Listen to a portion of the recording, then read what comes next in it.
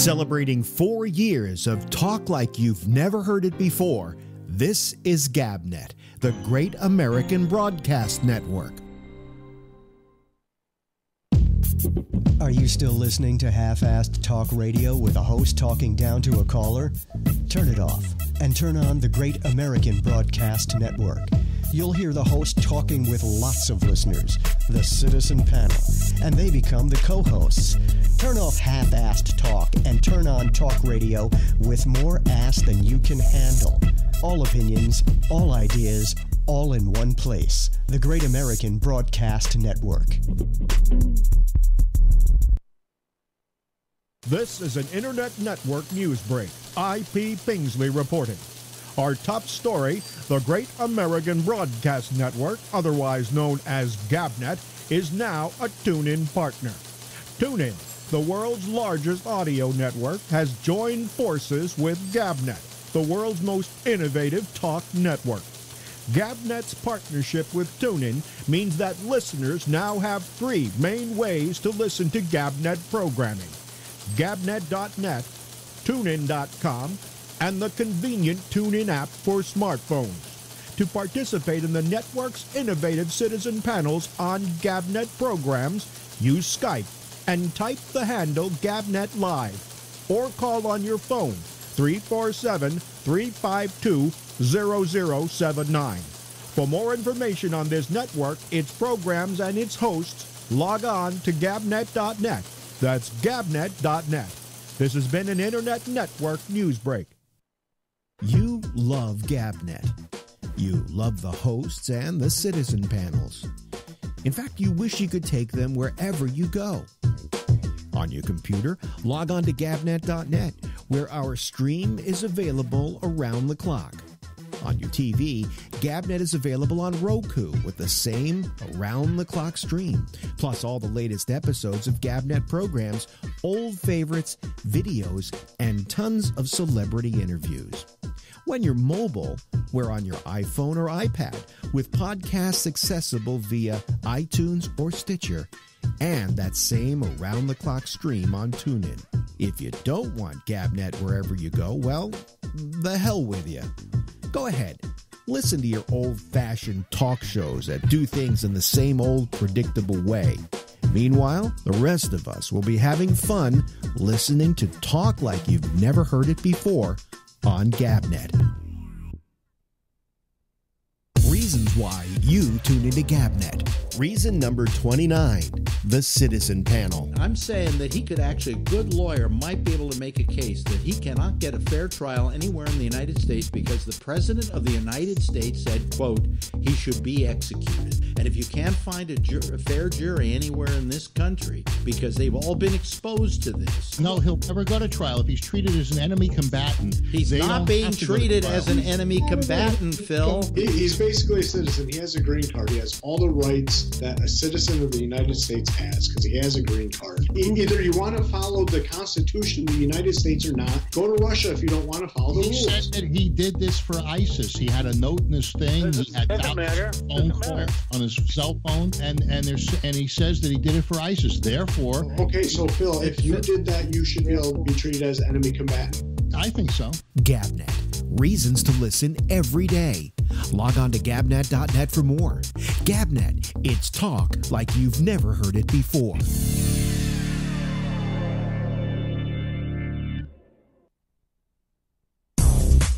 Hey everybody, this is Alex Bennett, host of the Ramble, heard here and seen here on GabNet, Tuesday through Fridays, live at 10 p.m. Eastern Time, and I got some big news for you. Our program has moved its live video from Facebook Live to YouTube Live. After extensive tests in our GabNet laboratories of at least 10 minutes, our mind was made up and we've come to the conclusion that YouTube is superior not only in video quality, but audio as well. And then there's the ease of watching it. Here's what you do. Simply point your browser to youtube.com/Bolo Bennett /live. That's youtube.com/Bolo Bennett, BOLOBENNETT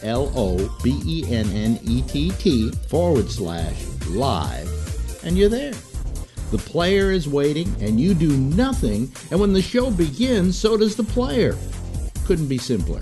In fact, tag that page as a permanent tab on your browser, and you're ready to go.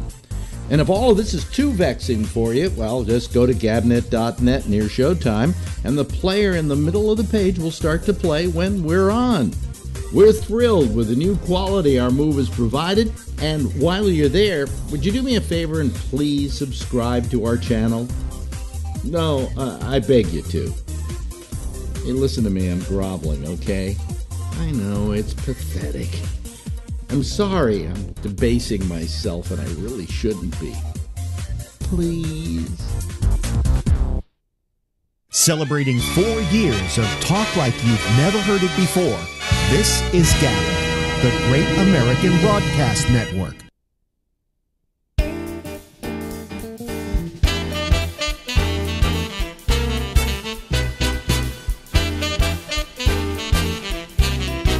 Sing it along.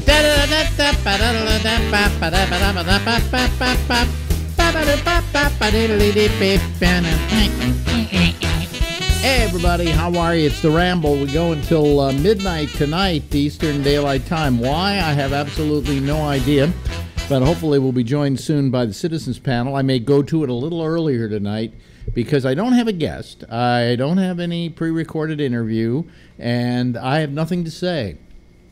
No, really, I have nothing to say. It's just that everything I would say is redundant, and it all starts with that fucking asshole. Okay, so I really don't want to add that to my grief. You know, I'm worried enough about things. I terrorize. Can I give you a little? Can I lie down on the couch here? Okay, and rent my soul out to you for a couple of minutes. Every year I come up on a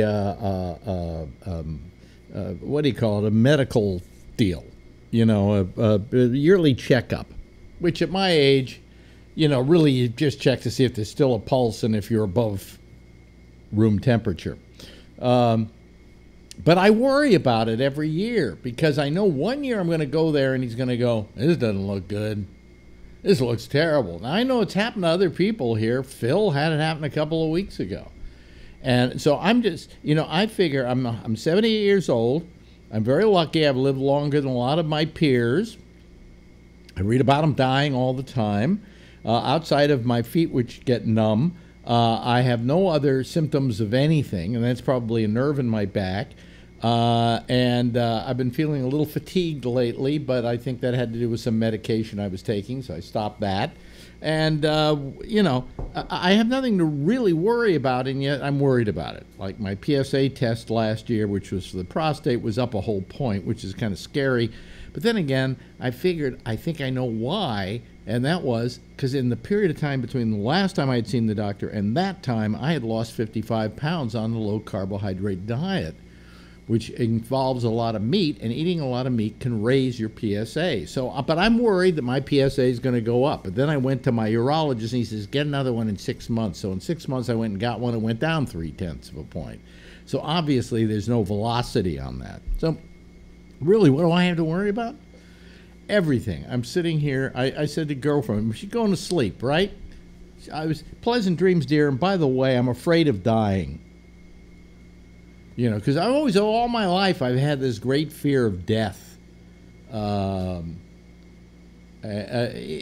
remember having my first fear of death when I was, I don't know, about 7, 8 years old. You know, I started worrying about it. And I wondered, see, I didn't like the idea that you were going to be in a state where you don't know you're dead. But you don't know anything. Nothing exists. And that concept totally has evaded me all my life. I feel, I'm jealous of people who have religion, okay, and believe in God and believe in Christ and believe in all that bullshit, because they believe that when they die, this is just, you know, this is biding time on planet Earth. But when you get to heaven, that's really where your destiny is, and things are going to be wonderful. Wonderful? You really want to play a harp all day? Really? Really? That's not my instrument of choice. I mean, they could have made it worse, though. They could have had in heaven just nothing but accordions, right? But no, they have harps. So somebody said, I think it was Mark Twain that said, why is it that Christians are so desirous of going to a place that they can't even stand to spend time in one day a week, meaning churches?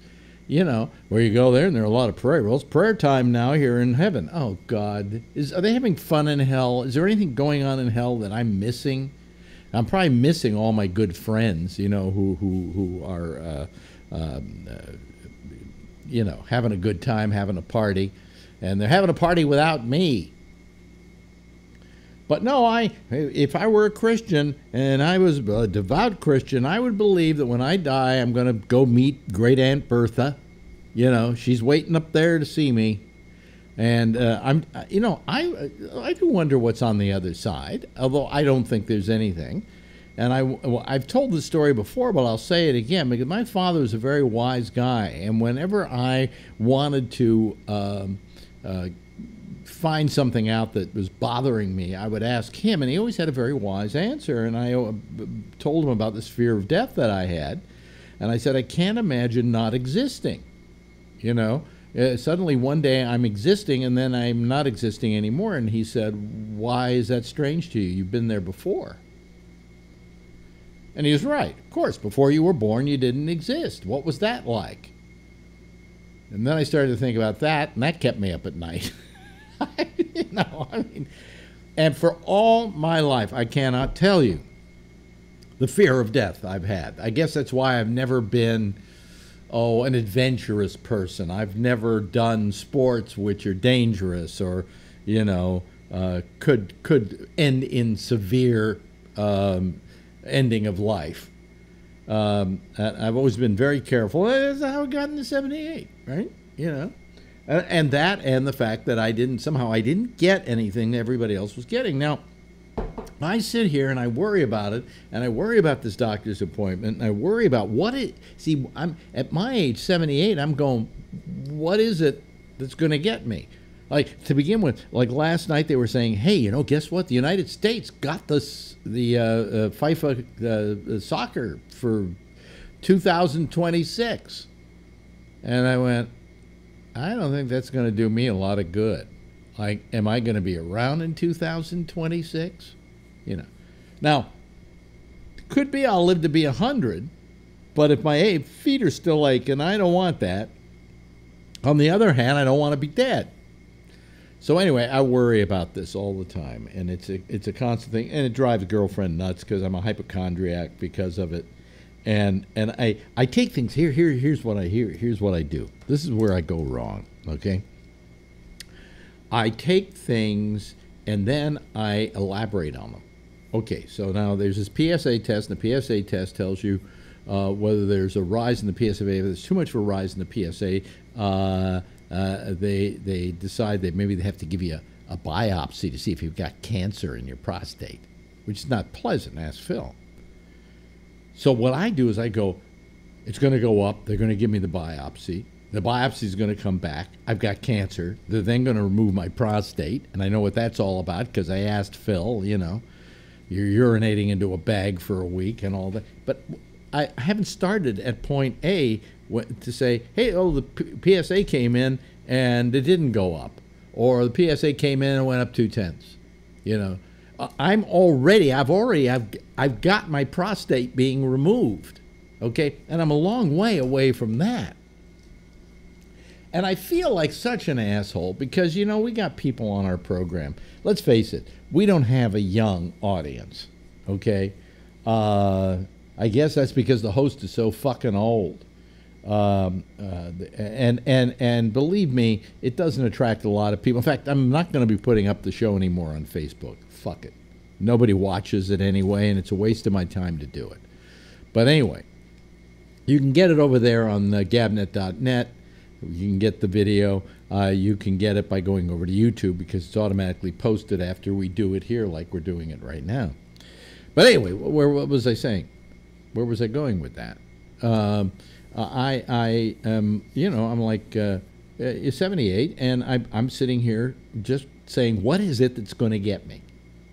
You know, is it the numb feet? Could that be turning into terminal numb feet? You know, but what else could get me? And I can't figure out what gets me. I go down, I do the gym every day. I did 25 minutes again on the cycle. I always go in and say I'm going to do 20 minutes on the cycle, and then all of a sudden I'm up to 20 minutes, and I go, well, I can go another 5, and sometimes I can go another 5 after that. I've gotten as high as 35 minutes before I just said, you know, this is a useless exercise, okay?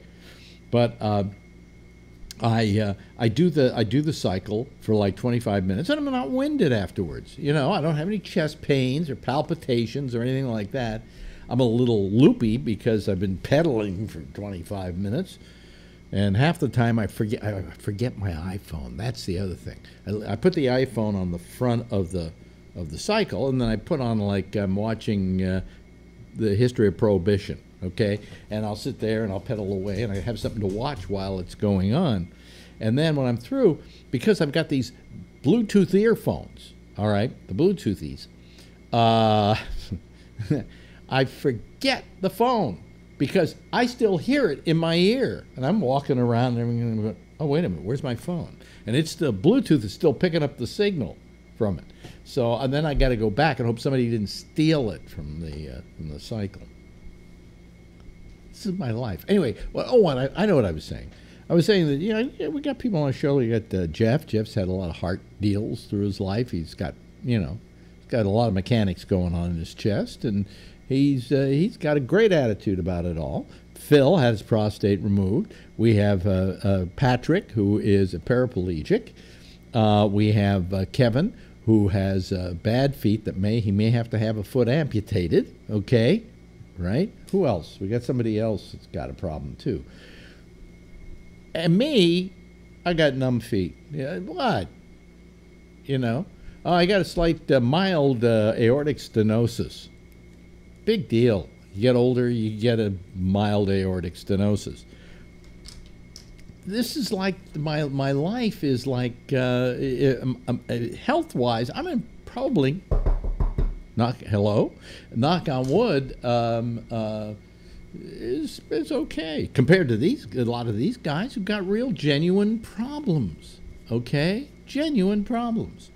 So I feel like such an asshole even worrying about it. You know, wait till I've got something, then I can say I've got it, and we've got to have these tests, and they got to put a stent in it, and they got to do this, and they got to do that. Oh, wait a minute. Well, Phil's calling. Why don't I take the call anyway? I'll tell you what I do. Let me get rid of that. Hold on a second. Hello, Phil. Wait a minute. Hold on a second. I accidentally left the thing open, so people. I guess you saw that it was open, and you figured, what the fuck? I'll bother him. Let me just get this all set up so that I can go over to you. Here's a guy. You were stalling for time, and you needed to show what one of your blind, crippling, crazy panelists look like. Yeah, you're the one with the prostate. Yeah, well, no, I'm not the one with the prostate. You're the one without the prostate. I'm the one without the prostate, exactly. Yeah. And look at him. He's happy. He's not worried. Are you worried about dying? Not anymore. No, but I mean, when the thought of it occurred to you, because they said you had prostate cancer, there was always that possibility. How fear-struck were you by that? I was really good about compartmentalizing the thing, kind of ignoring it, and just not letting it bother me. Basically, there was nothing I could do except what I did. Yeah. So, but you know, I mean, do you have a fear of death like I do? I mean, mine's morbid. Mine is just it's crippling. Do you know what my biggest fear is? What? Is having all of my disorganized paperwork and leaving it for someone else to have to deal with. You know, do they know where the insurance policy is? Do they, you know, how do they close down the store? What about people that I've sold jobs to? I got to get them installed. You know, these are the kinds of things that play on me. You know, what's going to happen to the people I love? My dog, is my dog going to know that I'm dead? or is going to think that I abandon it.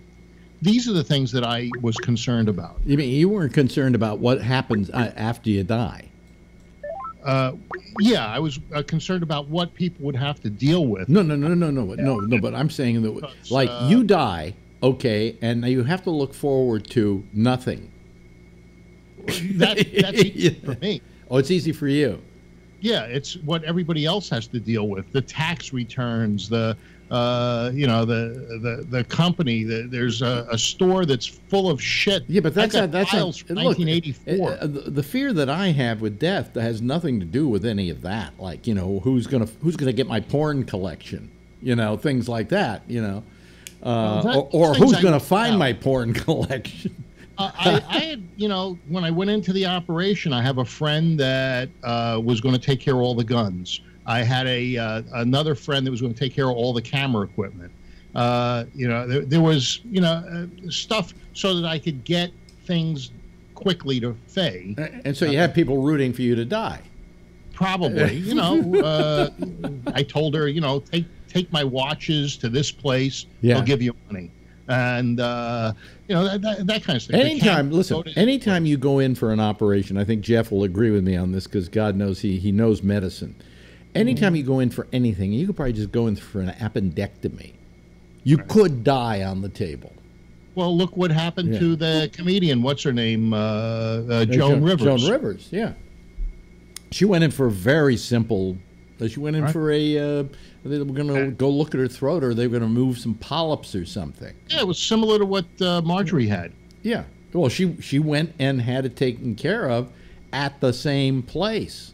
Well, she probably thought lightning can't strike twice. Well, no, but she didn't know that was the place. And then when I pull up to it and I go into it, I'm going, wait a minute, this is I can't remember what the name of the place was. I said, this is where Joan Rivers died. My wife's in here. I thought they had a sign in the lobby that said Joan Rivers died here. No. Warning, Joan Rivers died here. Like Washington slept here. Well, Joan Rivers died here. Yeah. So, but no. So anyway, I have this morbid fear of death. It's just, it's horrible. And it doesn't allow me to have a lot of good times. I keep thinking I was thinking tonight I should just quit this whole Gabnet deal and just enjoy my life, go travel the world and do stuff with Marjorie and, and not waste my time here because I haven't even been down past 23rd Street in a month, Hey, when I told you that almost 5 years ago, I said, yes, I'll be the best panelist you ever had, I thought you'd have a job by now, You and me both, pal. Yeah, I figured, all right, I'll make sure that he's always got a guest. It's no problem. But Jesus Christ, why don't somebody hire you by now? Oh, no. There is nothing out there for me. They just took a station in San Francisco and decided to make it into a left-wing talk station. Oh, which one's that? They did it once before, 910. Right? Oh, but 910 was the right-wing talk station. It was KNEW. No, but I think that's the one they're doing now. I don't know. I can't remember one of those stations. That's part of that same group now. It's iHeartRadio. It's iHeartRadio. Yeah. But anyway, but what are they doing? Did they say, hey, we should get to do mornings here at this radio station? Alex Bennett. I hear he's not working, and he's big. He was big in this town. And he's a left winger. He's a left winger, so he'll fit the profile of the station. That's the guy we should hire. No, you know what they're doing? It's all syndicated. It's Stephanie fucking Meyer and Tom Hartman, the gold seller, and all these assholes, right? And my friend Walter, who you saw here, he's going to be on that station because they're carrying his Sunday night program on that station. Yeah. And he wrote the program director and said, who you should hire? And he wrote a whole big thing about me. He never got a letter back. Because the guy who's running the radio station doesn't have an idea of the history of San Francisco radio and what worked and what didn't work and so on. And they don't want to hire a live personality they got to pay money to. So I'm not working ever again. You could do the show from New York. Oh, I would do it from New York. Yeah, I would do it from New York. In fact, I'd sell them on the Citizen Panel idea. What I would do is I would pre-record it here with you guys. Yeah. You know, and tell you when to call and so on and so forth. And then I would give them literally a recording, not a live broadcast, so that if there were any problems like 4-letter words that happened, I could edit them first, and you know, I could break the thing. We could do a stream of programming, and then I could chop it up into sections so they could do commercial breaks. That would probably be the way I do it. But don't even talk about it. It's not going to happen, you know. Did you ever consider like offering it for them for a month for free? I'll offer it to them for 2-3 months for free, you know. But what about the guy from Talkers? Can't he? He doesn't help me anymore. No. You want me to ask Barry to ask him? No, please, no. All right. No, I can call him. I can talk to him. I can write him, but sometimes he doesn't write me back or he doesn't phone me back. You know, so I don't need that. You know, I got enough disappointments in life. You know, Dennis Hoff, the Moonlight Bunny Ranch guy, just won a primary to run for the state legislature from his county, and his county always elects the Republican. And guess what? It turns out he's a Trump Republican. You know, what do you do? You know, I mean, we're everywhere. I have no respect for the guy anymore. I know, we're everywhere. No, you're different. For some reason, you're different. I don't know why. Okay, but he smiles. No, but I mean, Dennis throws in with Trump, you know. So people do disappoint me, okay? And I've learned that in life. And I think Jeff probably's learned the same lesson. If people disappoint you, well, that's par for the course. If they don't, be surprised, you know, and cherish them, you know. But when people do so many people do the wrong thing, that when people do the right thing, you know, you cherish them. Just cherish them. Like Phil would do the right thing. Phil's a good guy that way. Thank you. What I saw today, though, was an act of kindness that was wonderful. Better than me, actually.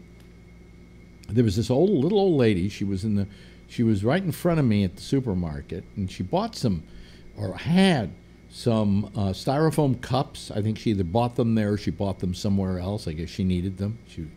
And she was leaving. It was a very windy day here, and the wind gust came up and blew the styrofoam cups out of her cart. Mm-hmm. And they flew into the street. And she couldn't chase them. She was really old, you know. And so immediately this young girl went after a bunch of them. And they kept moving down the street. I mean, they were going pretty fast, but she chased after them for this woman. And there were a bunch that were closer to me, and I went over and grabbed those for her and brought them back to her. But this woman who took the time out to just help somebody she never knew in her life, you know, because they had lost this thing, it was wonderful. It was just wonderful. Gee, you got a light coming through on your face. That's from the curtains. Yeah. It's still light out here, and you know, these are vertical blinds, and they're not what I would have chosen. And I don't think the apartment complex would like me changing them to. But that never usually happens, though. We don't usually get that on your face. It's because the sun is still up. You know, it's 7. It looks like God's lining you up for an MRI or something. Yeah, like I know. Hey, I saw an article today that in Brooklyn and in Harlem they're having a rat problem. Jeff, did you see that? No, I didn't. And my son lives in Brooklyn, so I was curious about that. Yeah. I mean, there's always been plenty of rats. Well, there've been rats, you know, rats and mice. But it's Harlem and Brooklyn were talked about as being the heavy rat population area. You know. Wow. Hello, Kevin. Too many rats, not enough cats. Hi, Alex. Right. Yeah. Yeah. Well, here's what happened. Can I tell you? Cats, not rats. Can I tell you a story that I guess, used to have rats in the basement of this apartment building. Yeah. And so what the apartment building did was go out and get cats and put them in the basement. And every now and then, of course, it was rutting season. And do you know what cat sperm smells like? It's gas. Cat pee. No, cat pee is terrible. No, it isn't cat pee. It's not. You're mixing up the cat pee with the fact that they're actually spraying to mark their territory, and they're spraying sperm. Wow. Well, there's a certain season around here where the elevator is just you gag. You're trapped in that for 8 floors. Because what happened was they got a couple of cats.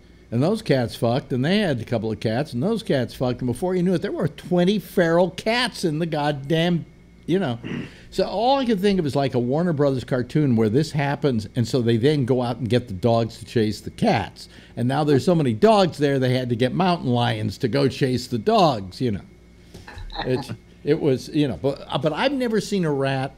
I saw one mouse here. And oddly enough, yes, ladies and gentlemen, when I first moved in, I saw a squirrel. I'm sitting in the kitchen, and the kitchen looks out on the dining room. And I'm looking. I see something.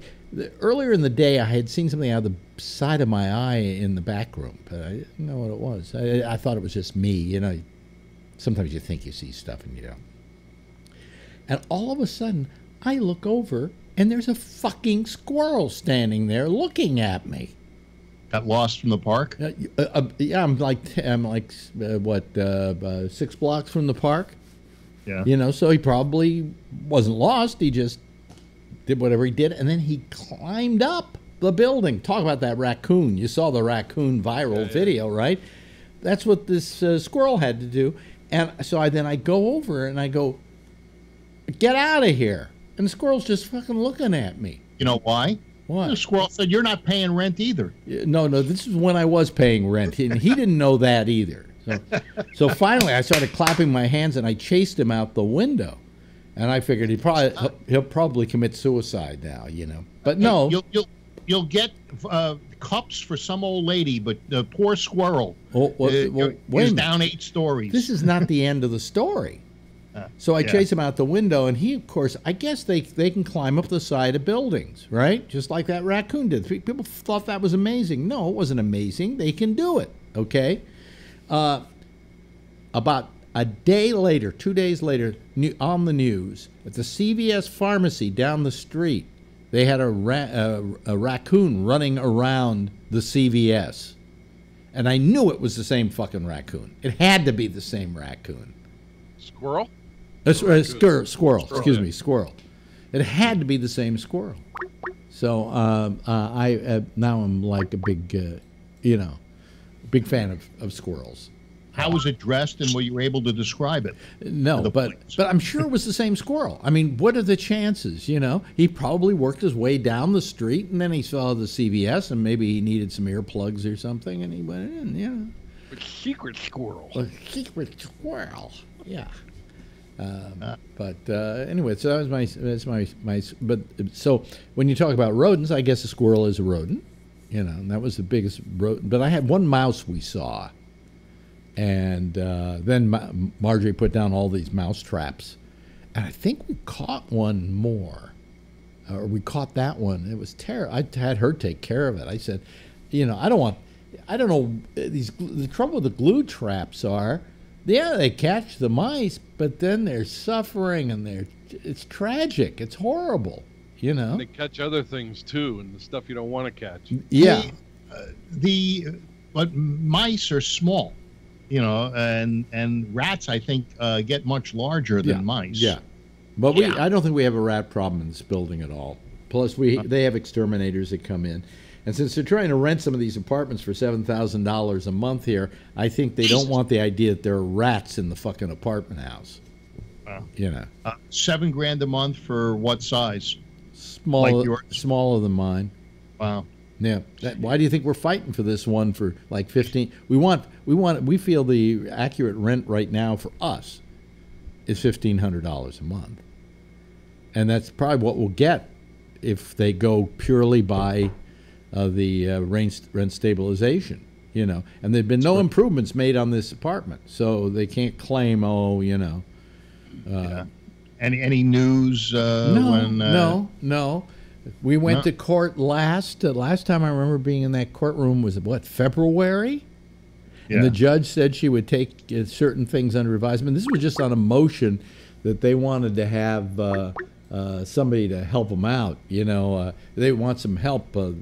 He wanted his case. The guy who rented the apartment to us wanted his case to be adjudicated and wanted relief and wanted it immediately to be the judge to go to his side. So the judge has been taking months and months and months to come to a decision and hasn't yet. And it just goes on and on and on and on. Waive your right to a speedy trial?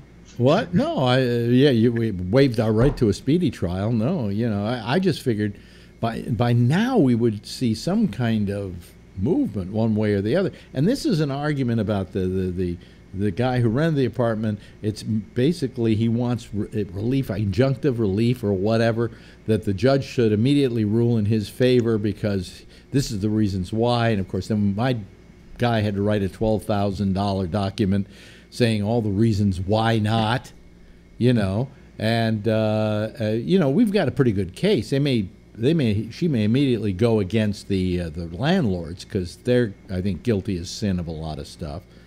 But even these two lawyers both agreed that that in the end the people who would have to be accommodated would be us. How come they just don't offer to settle and just leave you in the place? The guy walks away and he's done. I don't know. It's nobody. I guess it's because nobody's giving up. I think it's because the landlord has an attitude, much like Donald Trump's, that you don't let somebody sue you. You just you just fight it. You hope that if you fight it long enough, they'll run out of money. Right. That's the way they look at it. So but it goes on and on and on and on. Hello, SG. How are you, SG? Great. Can we see your face? Come on. Last time we saw you like this, and it was it was like Kilroy was here. There we go. There he is. Now Scott's got to do the. Oh, Scott, cut it out, Scott. Scott.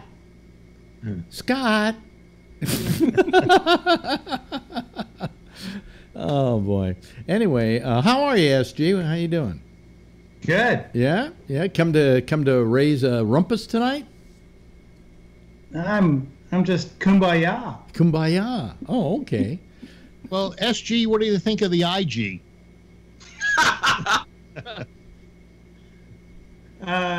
It's kind of lame. Yeah. It does show that Comey's a pussy. Come on. He's. Yeah. Wait, hold on. Yeah. Comey on one side does one thing for the Dems and then one thing for the Republicans. So he is in himself. Everyone hates this guy. Yeah, you're absolutely right.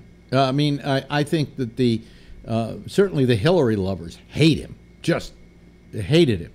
And the only thing they liked him about was that he got fired by Trump and now he became a sympathetic character.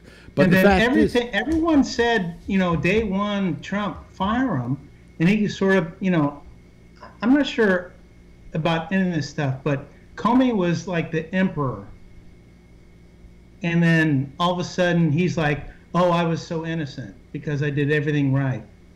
It's bullshit. Well, I think Comey had a lot of problems. And I got to remind every liberal out there listening here, when he fucked over Hillary, remember how much you hated him? Yeah, exactly. So let's not all of a sudden love the guy. There's nothing to love.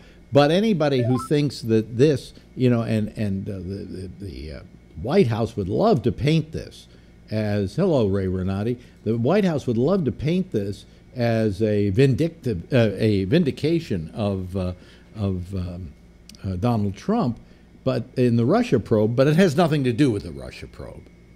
You know, it just shows there was some unfair treatment, and that there were some people in the FBI. Two to be exact. Yes, fucking Lane. Okay, there were exactly two of them, but that doesn't paint anything. In fact, somebody wrote here, though the Inspector General condemned the individual FBI officials. This is from the Washington Post. The report fell significantly short in supporting the assertion by the president and his allies that the investigation was rigged in favor of Clinton. Isn't the Washington Post owned by Pravda? No, it's owned by Amazon. Yeah, Amazon. But well, they get their news from Pravda instead of AP. They use Pravda. Yeah, and the nice thing about the Washington Post, because they're owned by Amazon now, you get next day delivery. Yeah. When you have something like Strzok and his big gummed lover, I mean, you will never see, or you will never know all the stuff that went behind the scenes, and they're not going to find this out. But those people are obviously prejudiced. Those people obviously were prejudiced, and they were stupid to write texts about it. I honestly believe that everybody has an opinion about just about everything, and you can't expect that just because they're with the FBI, they don't have an opinion too. It's when they take that opinion and activate it and try and make things come out the way they want them to come out. Well, that it's a problem. The report said that that they don't feel that their opinion changed their outcome. I mean, I was listening to some guy on NRA TV, and he said that. Is that where you get your news from? NRA TV? I like that channel. So the guy said, I know a lot. Do you of watch cops. the Dana Loesch show? I'm not sure. Sure. This was the Galoob. What's her name? Women in guns. Well, anyway. Oh, you like to watch the Women with Guns show? Yeah. Oh, okay. Big guns. That's what we like. Big guns. Yeah, big guns. Big guns shooting big guns. Yeah. Yeah. So don't have two big guns. This one guy says, "Hey, I know a lot of cops that have a lot of opinions, but at the end of the day, they do their job, and no matter how they may privately feel, when they're actually performing their job, they're professionals." Well, you can't expect people to be devoid of opinions. I mean, personally, you can expect that they, being professionals and being given to a task, adjudicate that task with an open mind and don't try and balance things one way or the other. I think these two people, even though in spite of the way the texts were worded, there was no evidence that they ever did anything to fuck up Trump. No, that's their form of sexting each other. Yeah. So, well, if they marry, lucky them. It's like middle school people. Just that's how you sext each other. Yeah. And then they go home and fish nets and all that stuff. I will let it happen. Were these texts? Yeah, these were texts. Yeah, because you can do as long a thing as you want to with texts. But I think it was on their issued devices. It wasn't on their personal phones. Really? Yeah. Well, it was a bad judgment on their part. But these are two people in the FBI. How many people are in the FBI? I mean, more than two. But it wasn't like this came out as a smoking gun. It was a condemnation of Comey, but not a complete condemnation, saying that in the end he had done nothing wrong. He had handled it wrong, but he did nothing wrong. Did you hear that Comey was using his personal email for public business while he was investigating Hillary for using her personal phones and email for public business? I've got news for you. The guy who complained most about Hillary's emails was, of course, Donald Trump, who, while he's been in the White House, uses his iPhone. He calls with his iPhone. He has not got a secured line. I don't understand. He doesn't send email. No, he doesn't send email. That's true. But he does have a phone, and that can be compromised. Yes, Ray. He was told not to use the iPhone right from the beginning because it's not secure, and he just won't do it. And I heard that a number of people in government and Congress use their own servers because the White House server in the IS department is just a complete mess, and you can't get anything done. So people just use their own servers. Yeah. I mean, what Hillary did is like, I don't even think she was really that aware. Well, here's the interesting thing. If you remember the whole flap with Comey, and the reason why he said they were investigating some text, and it was on what's his name's phone. It's the guy who got arrested for pornography. Oh God! All of a sudden, what's his name's husband? The thing was Weiner, Anthony Weiner. But the thing was that Comey, and this is truth, did not know that he was married to Huma Abedin. I knew that. I knew that. He didn't know it. Oh my God! You know, and was he got his head in the sand? Yeah, so but that there were some. They wanted to see some if there were any compromised because I think he was using. Yes, I think he was using the Clinton server. So that's why they wanted his records. But he didn't know he was married to Huma Abedin. Huma Abedin supposedly copied those emails to that laptop for her own use. Yeah, and it just so happened to be on that laptop. Yeah, and that laptop belonged to Weiner. Yeah. You know, the worst the Clintons could be accused of in that particular case was bad judgment and not really knowing tech that well to know how to keep yourself covered. Oh, yeah. That Hillary Clinton was advised not to use that server No. for her personal emails. No, it's not true. By whom? By whom?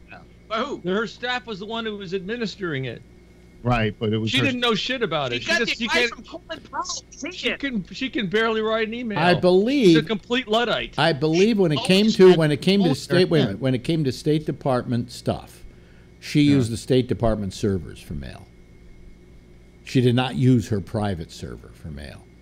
So that's what a lot of people were worried about. Oh, the secrets of state and blah blah blah blah. No, it was her stuff like hey Bill, will you pick up some bread at the store before you come home, crap like that. I'd hate to be the guy who had to look through all those 30,000 emails because you got to know that 29,998 of them were just boring as shit.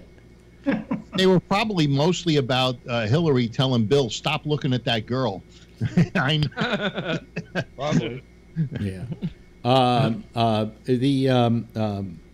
couple of things also today. The Russians have a new piece of propaganda. Not the Russians. The North Koreans have a new piece of propaganda they're using. I'm sure you've all seen it, haven't you? Dennis Rodman.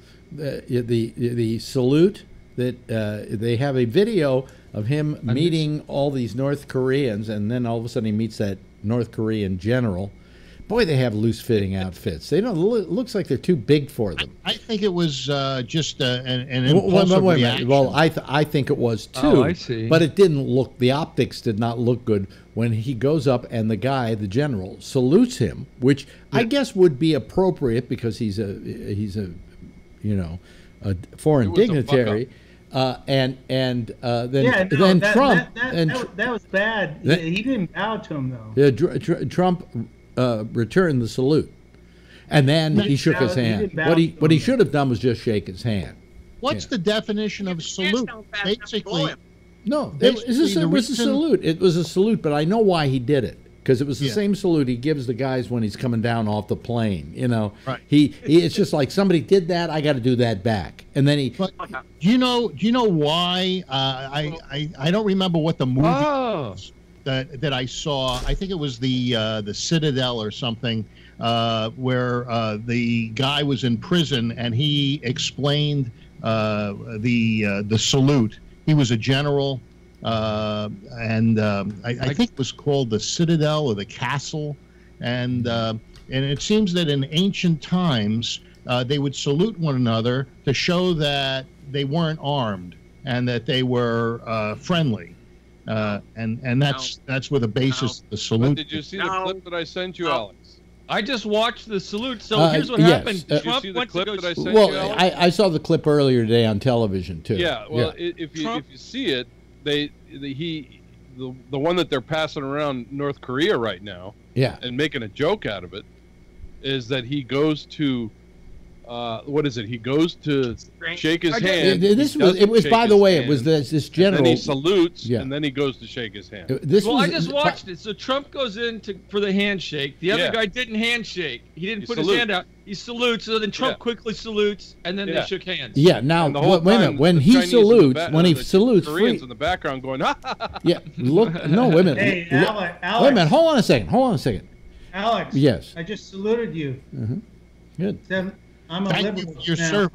I'm a liberal now. Well, I learned how to salute when I was in the service. So, I know how to do that. Yeah. But the point was that if you look at that video, at the precise moment that he's saluting, look at the look on Kim Jong-un's face. He's smiling, a big grin. He always smiles. No, but at that, up to that point, he was dead serious. He's Korean. They always smile. Oh yeah. He laughs. Listen to the audio. Listen to the audio, though. Yeah. Oh, I didn't hear That's that. what they're passing around the country right now. Yeah, the audio went something like this. Exactly. Racist. Yeah. Not that I can understand what they're saying, but I can only No wonder imagine. they want to bomb us. Anyway, what? At least he didn't bow like Obama did. Look at stupid orange man shaking hands then saluting. Shaking hands then saluting. Who did Obama bow to? It was one of that was a Saudi king. Yeah. And he gave him a bad time for doing the soldier then bowed to a Saudi king. Yeah, so he always said, he bowed to a Saudi king. He bowed to the, and he saluted You're this. supposed to practice that shit beforehand. By the way, the guy guy meet all those people from overseas. They always told me this shit ahead of time. The guy. Wait a minute. Hold on a second. The guy. You always hand them your business card with it pointing face towards them, with the card out so that they can read the card with two hands. You always hand it to them like that. They used to tell us that shit all the time, ahead of time, so you don't offend them. Right, but here's the thing.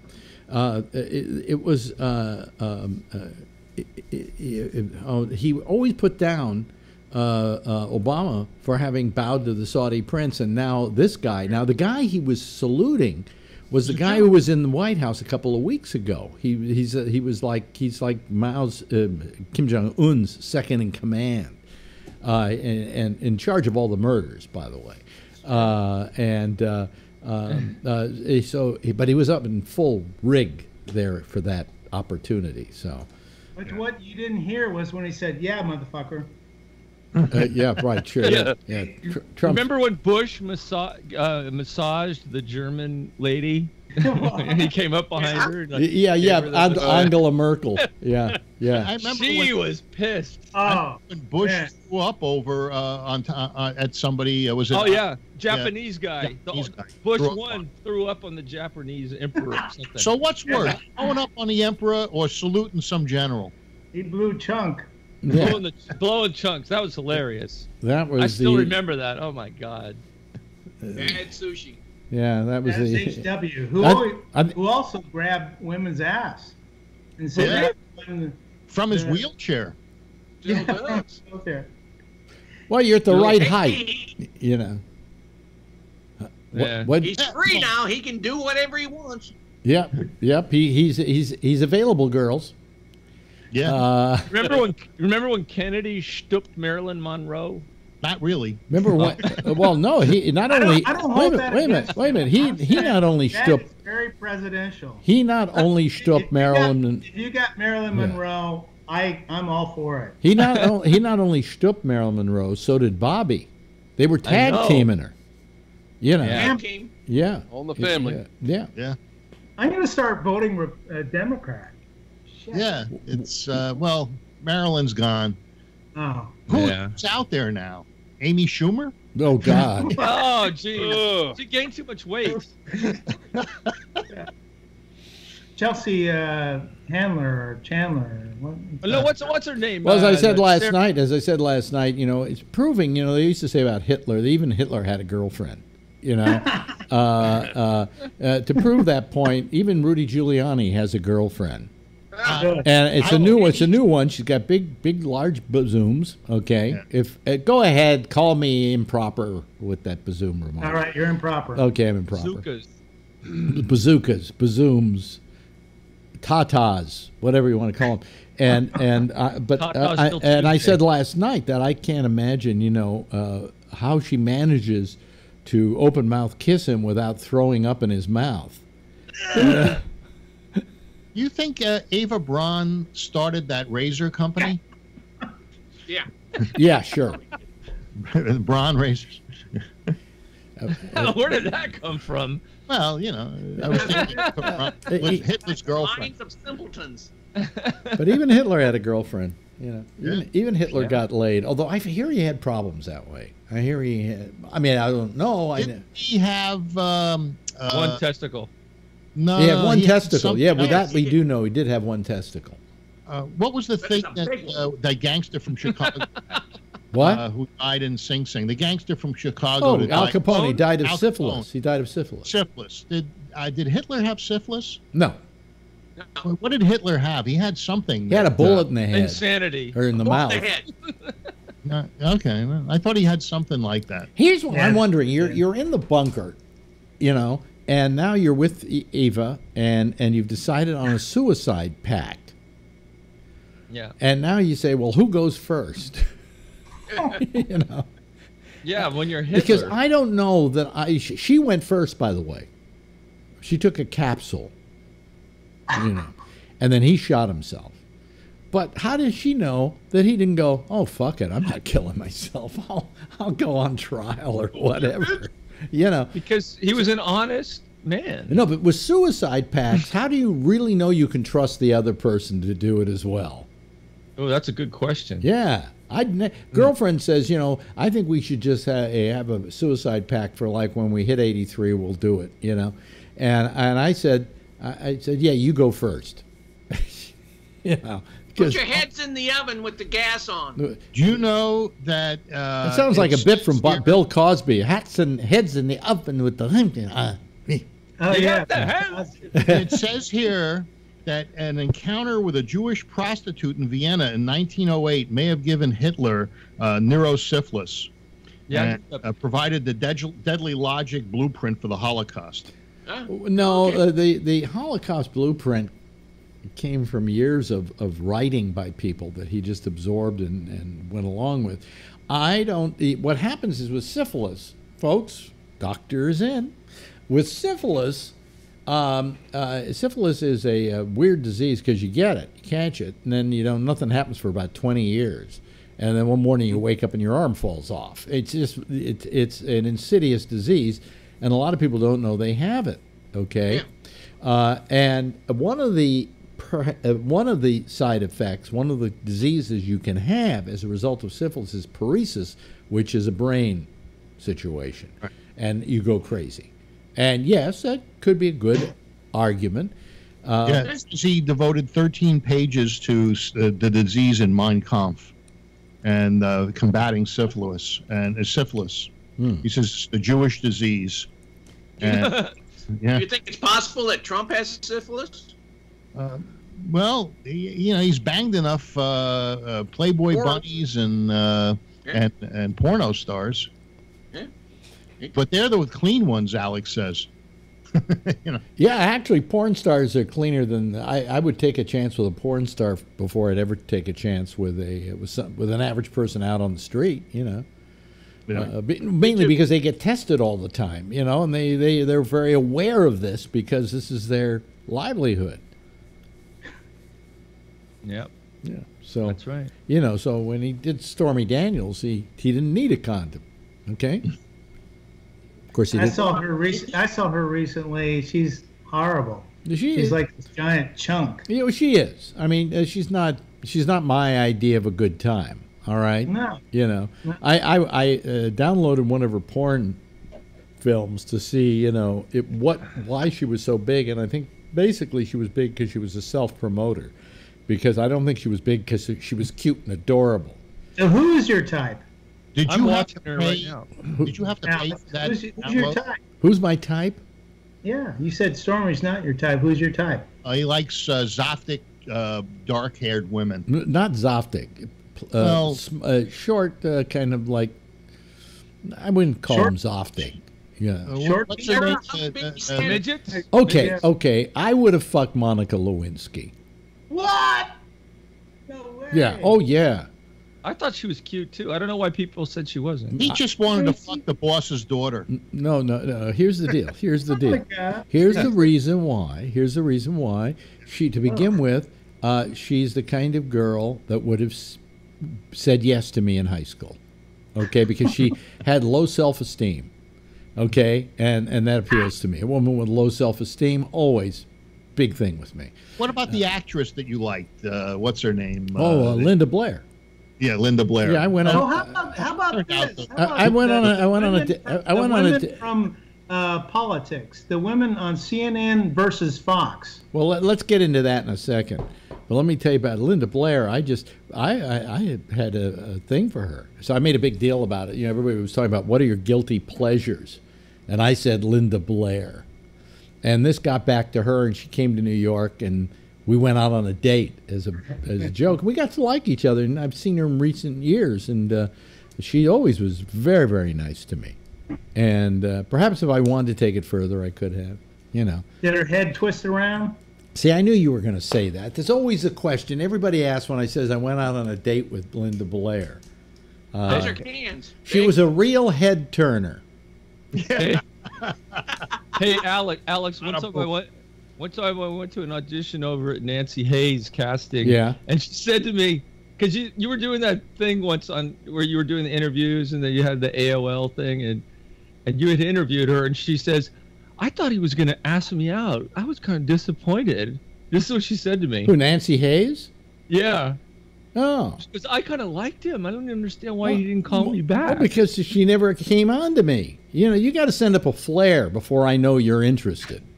You know, I'm very naive. I mean, a woman could sit there, flash herself, and I'd go, "Oh, your bra's showing."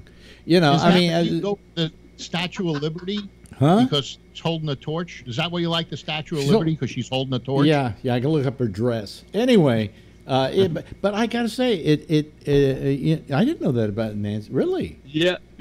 Gee, apparently she didn't like me that much because I went for a couple of auditions and I never got the part. You know, as she's ready to burn his finger. She doesn't. She just brings you in. It's the producer. What is it? What is that light for? What is that, SG? I'm giving you the signal. What's He likes you. He's in love with you. I'm giving you the signal. Oh, I see. Okay, yeah, all right, yeah. Oh, God. You know, we haven't gotten that technically proficient on the internet yet, where you can blow me from there. So you know. Wait a minute, I have an app for that. Speaking of which, I want to tell you, you know,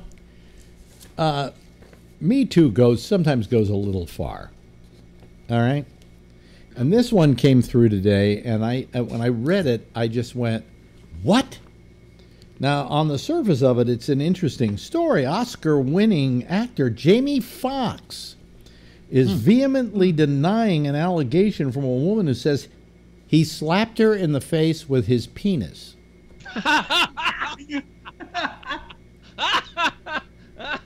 Fox reportedly called the allegation an absurd lie.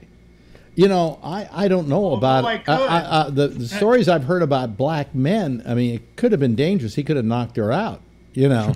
But anyway, she alleged it took place in 2002 and didn't report it till about a week ago to the New York Police Department, who said there's kind of a 3-year statute of limitations on that sort of thing. Now, is she having financial trouble? Have they looked into her background? Is she doing this for publicity? TMZ reports the accuser tells us after an alleged assault, one of Jamie's friends told her she had to get out of the house. She claims she went to the hospital the next day when she got back home to L.A. to get treatment for severe panic attack. He must have some snake. Yeah. TMZ notes that Fox intends to take legal action against the accuser. Good. Yeah. The report quotes Fox's attorney saying, Alison Hart of Laveley and Singer saying, Jamie emphatically denies that this incident ever occurred, and he'll be filing a report with the Las Vegas Police Department. It was Las Vegas Police Department against the woman for filing a false police report against him. Now, it happened in 2002, and she didn't report it till about 2 weeks ago, something like that. You know, what is she an idiot? Is she a moron? How would you slap somebody in your? How would you do that anyway? I'm trying to figure out the mechanics. I don't want to brag, but I find it quite easy. But wait. I think Jack's trying to call in. Yeah, Jack could tell us. Jack would know how to do that. But you know, this is really that's my great who was story it of the day. Jamie Foxx. Oh, Jamie Foxx. I thought you said Red Fox. Well, that would be doubly wrong because he's dead. The woman on CBS in the morning, the one that wears the wigs and the glasses, she said that that there needs to be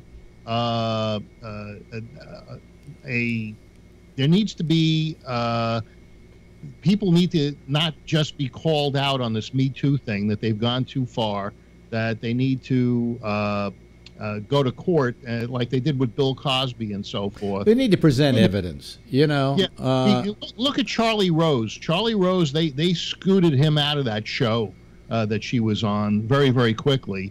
And well, Bloomberg also dropped him his show, Charlie Rose interview show. Yeah. And Bloomberg was his biggest supporter because he allowed him to use that studio for free.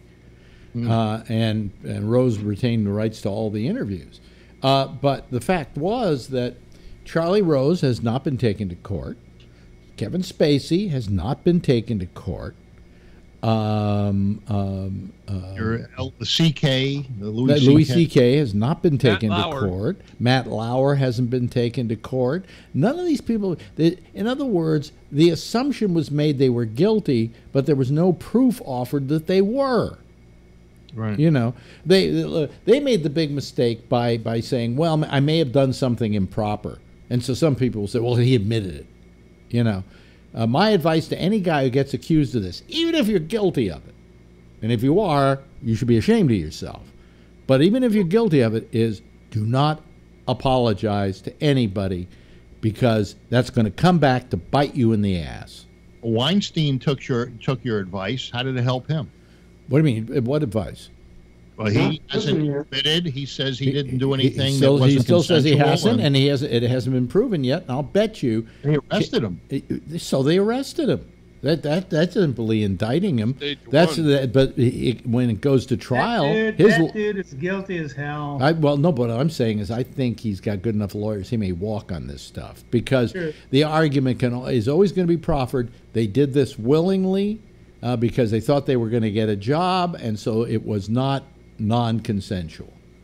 Yeah, it was no different than prostitution. And good lawyering can get him out of it. But what I'm saying is all these people whose careers have been completely sidetracked, there hasn't been no proof put forward, no court of law to show that this person did that. And how come Bill Cosby got convicted? What did he have, 1-800 lawyer? Oh, but he was drugging people. Here was the trouble. Here was the trouble with Cosby. Remember, the first time it was a hung jury. Yeah. The second time was after the Me Too movement started, and so it was harder to impanel a jury who wasn't going to suddenly go, "We got to get the Jello guy," you know. Now, I'm not trying to defend these people, folks. If you're listening, I'm not trying to defend any of them. I'm just saying that these people have lost their livelihood. They've lost their life's work. They're not able to get jobs. And the reason is because they've been accused, not because they did anything. And many of them said, I didn't do anything. They're guilty. You know. Well, but you can't, you know. Guilty. But what kind of an American are you, SG? Cosby is guilty. Well, yes, he's guilty. He was found guilty. But I'm saying. Okay, you still go back. You still go back to the. Is Kevin Spacey guilty? Is Kevin Spacey guilty? I don't think he did anything. I didn't. Oh, say I think he did. I hear. Weinstein is guilty, and Cosby's guilty. They're guilty. Yeah, but Weinstein, you can't say he's guilty until they prove him guilty. He's guilty. No, That's what she said. you can't say that.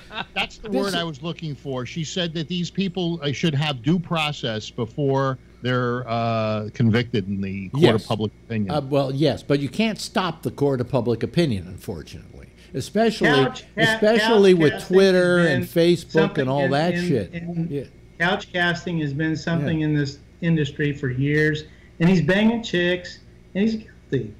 Yeah. Kevin.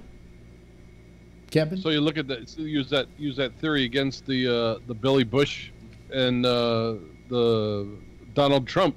Use that same theory. Billy Bush's career was sidelined not because of something he said, but because of something Donald Trump said, and him not intervening and saying you shouldn't say that. It's a private conversation where Trump is just trying to make the guy laugh, and he said some stuff, and you know what? And Trump has a job, and Billy Bush doesn't. What? I think Trump has a job, Billy Bush doesn't. I think it was because Bush put that tape, made it public, and I think that it was an NBC that said that he shouldn't have done it. I guess they wanted the right to expose it. There was something about that he did it and he was done. Well, all I know is that the guy I want to hear the tapes where Alex is at the bar with someone and he's bragging about something that he's never done just to make someone laugh. Full face SG. Full face. Full face SG. There we go. Hey. Alex is never at the bar. I was never at a bar. I never went to bars. Never went to 2 a.m. club, but that was for pinball. That was for pinball. Yeah. Right. Yeah. I've been in bars for pinball. As I sip my Coke, I'm not saying Trump is innocent. I'm just saying men get together and they exaggerate and they say stuff. Well, let's look. I get that, but the guy lost his job. Yeah, that's a terrible part. Because he's a rat. He ratted him out. Who? Billy Bush? Billy Bush didn't rat him out. Yes, he did. He was there. Why would he rat him out? Why would he? He had nothing to do with it. He's the one that they were going after. They were going after Trump, and Billy Bush got pulled into it. Oh, he got pulled into it. Billy Bush was in the truck when Trump was talking about it to him, and he was just saying, "Oh yeah, laugh." But it was open mic. Wait, you guys have a misinformed aspect of history. They were in together. And they were having a private conversation. Yes. And Trump said some stuff just to be braggadocious, just to make the guy laugh, And then Billy Bush decided, okay, I'm going to use this against him, and I'm going to make No, that's not what happened. No. The press was going after Trump. They pulled it out, and Billy Bush got yanked into it. Yeah. How did they pull out? They were going after Trump and his big mouth. Let me agree with you. Let me agree with you. Just say you're correct. Let me just say you're correct for a second, okay? Wait a minute. You're coming from a different planet. If that's the truth. Then, how did they get the audio from Billy Bush? They didn't get it from Billy Bush. How did they didn't get it. They got somebody at Access Hollywood leaked it. It was who recorded it? No. The mic was on Bush on Trump's lapel because they were going out for an interview. Yeah, it was in the bus. They hadn't turned off the sound, the mic. Did Billy Bush record it or not? No, he didn't record it. It was in the Access Hollywood bus, and they recorded it from the bus. It was the bus mic. They all had mics on them individually, yeah, and they were already starting. They were. Wait a minute. Hold on a second. They were starting to record. Had nothing to do with Bush. Why would he leak his own shit? They were running. Hold on a second. Hey, SG, hold on a second. Let me explain this to you because I know this business. Okay, so does Ray.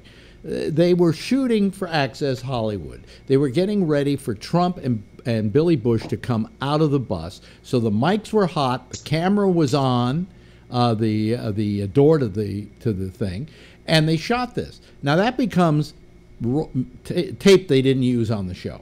Didn't use that at all. But they still had it in their files. Somebody, and I don't know who, at Access Hollywood leaked it to the press. Okay, so that's how it happened. Billy Bush, and Billy Bush is only guilty of one thing. He didn't say to Trump, "Oh, that's not a way to talk about women," but he was trying to keep Trump happy. He wanted to keep him amiable so that when they did an interview, there wouldn't be a hostility between them. And I think Billy Bush got fucked. Okay, yeah. He lost the Today Show job. He lost the Today Show job. You know, everything. Just terrible. They were in the bus getting ready to walk out. They turned the lapel mics on early because they knew, and the interview was going to happen. Trump started joking around. Billy Bush was just going along with it because he didn't want to piss him off. They walk out of a bus, then they start the interview, and like Alex said, they had made the mics hot early. It was a recording that was stored somewhere, and somebody leaked it. It had nothing to do with Billy Bush leaking anything. By the way, you learn very early in this business. MK's gone again. Full face again, SG. Full face again. SJ is gone. SG. Yeah. Every mic. Always consider that every mic is live. I forgot that once myself, and if Trump because I was wearing. It probably would have been stuffed away in a drawer. When I was doing one of the TV shows I did, like one of the things. What was the show that I did for like the comedian 6 show? years? Yeah, Comedy Tonight. I had a lavalier on, and I went down. I took a leak, and when I came back up, the sound guy said, "We heard that." You know, you got to be careful. Sometimes in musicals, when you go off stage. And so you fucked up one of the dance numbers or whatever. Yeah, and if the sound guy doesn't turn off the sound, you can hear the actor like going, "Fuck, I fucked that up." Well, what I learned to do after that was when I wasn't going around, I would just switch it off. I go down to the belt and switch it off. Well, when I helped you out at Camel, we were in the car going somewhere, and you had given me you had the conversation with me where you said every mic is a live mic. Well, when you're in a studio, even though you're in a commercial or something, you got to consider that the mics are live. Right. You know, and so you don't. The minute you walk into a studio, you don't swear unless it's Sirius XM. Then I cursed all the time. But in regular radio. Whenever you were in the studio, you just didn't curse. The switch went off in your head. No cursing. Boom. That's it. You know. You see it there, you don't say it. I didn't even like talking from the mic in the other studio that went to you. I used to just use hand signals. Yeah. So I mean, it can pick it up. Yeah, it can pick it up. That's how they got it, SG. And I hear that somebody over there. In fact, I think if I remember correctly, the company that produces Access Hollywood held an investigation to try to find out who found that tape and leaked it. Wow. But somebody there who, of course, didn't like Trump, knew about the tape, and maybe they even had a copy of it lying around because they put it on as part of a gag reel. When I was looking to see who might have leaked it online, there was a comment from Billy Bush saying he wished he had changed the conversation. Well, I mean, because he sounded uncomfortable even when he was, you could hear it. He sounded uncomfortable. Yeah. He was just going along with it. Now, speaking about Trump, as long as we're talking about him, God, we're talking about the president for a change today. It's his birthday today too. Is it? Yeah, he got a good. Well, he got my birthday. I didn't know that. We should sing happy birthday. He got a very good present today. He got basically an indictment against his philanthropy, against his foundation, that they used money from the Trump Foundation for their own personal use, and they include in that the $10,000 painting at Mar-a-Lago of Donald Trump. It's 25 or 20, but so Kevin's got a birthday tomorrow. How old are you going to be? 61. Really? Oh, wow. Wow. So who's counting? Wow. You're young. Yeah. Mark Warner and I share a birthday next week, June 24th. Who? Who's that? Mark Thorner's birthday, and mine is June 24th. Yeah. Oh, okay. Yeah. And my birthday's December 18th. The only reason I mentioned that, remember it. Write it down. But he's, I think his philanthropy is in a lot of trouble. They got, I don't know how many different things against it, and they're serving Trump, and they're serving the Trump brothers, and Ivanka. So, the sons. Yeah. What were you saying? You can't indict a sitting president. Yes, you can. You can for things like that. I mean, if you can't, why did they? What they're doing is they're suing basically the philanthropy, and they want to put it out of business and make it so that Trump can't for 10 years run another philanthropy. Yeah, well, he won't have to, because when he gets elected in 2020, that'll cover at least 8 years, and. Well, I honestly believe he wanted to become president to keep out of jail. I'm serious. Smart guy. Well, that's not a smart guy. That's a conniving asshole. They never would have investigated all of these things if he didn't become president. If he didn't win the presidency, he would have gone back to real estate and TV. Yeah, he wasn't very big in real estate by that time. Everybody makes a big deal about what a great businessman he was. He was a terrible businessman. He was horrible. And everybody in New York, all the real businessmen, all the real billionaires laughed at him and said, this guy is such a bad businessman. All he's doing, he's merchandising his name. He built a brand based on the fact that this is a billionaire and he knows how to make money and all of that. Well, he's a billionaire. And now I'll put it on steaks, and I'll put it on ties, and I'll put it on the front of a lot of those buildings. He didn't build; he simply franchised his name out there. That's true. It's like those guys that have 10 Ferraris lined up in a parking lot, and then they say, "I can show you how to make money." Exactly. On some rented yacht. No, exactly. But that's what he was doing, and network marketers. The fact is that he, this was Trump City. I have some friends who live in a building that says Trump on the front of it, an apartment house that says Trump on the front of it, which just recently the Trump got torn down because they went to court and sued, and they didn't want Trump's name on the building anymore, because they felt it devalued the worth of their apartments. Sure. Yeah. Hello, John Perulis. You're very quiet. Hi. You have very nice lighting there. It's kind of like it's mood lighting. But I mean, it's like good lighting. Who's your lighting? Usually in the dark. The summer solstice is happening, and the light is shifted, and I'm in a room with a giant window looking out at trees, so that's putting out the light there, and then there's a fill light over here, and a broadcast mic over there.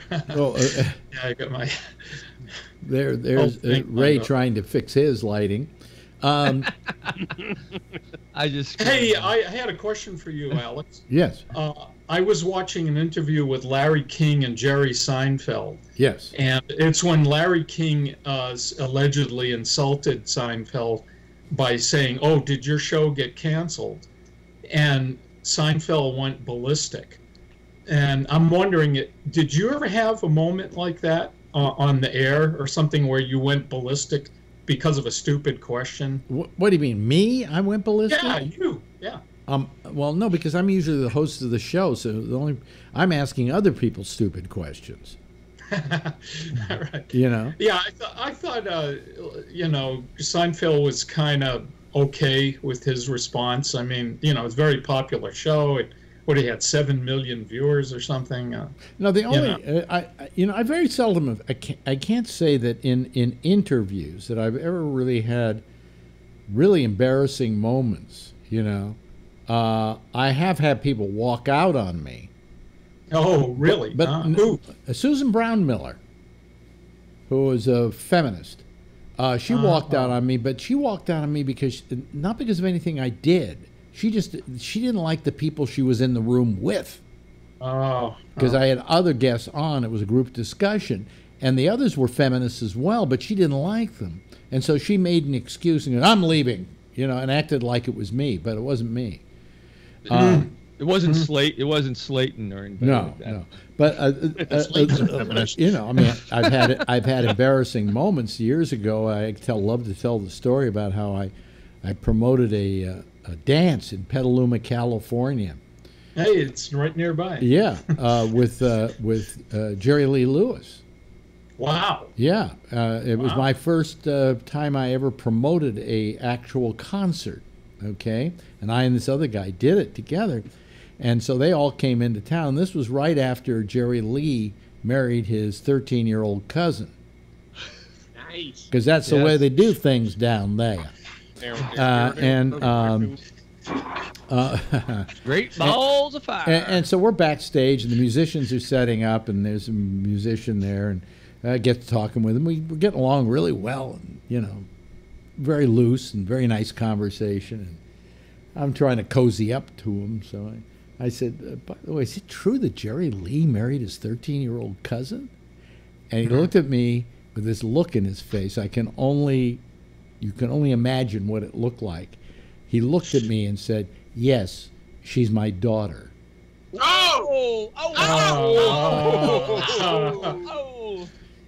Yikes! It's like asking a fat woman if she's pregnant. I've done that. I've done that. Everybody's done that. Hey, congratulations on what? On the baby. I'm not pregnant. Yeah. Yeah. Oh.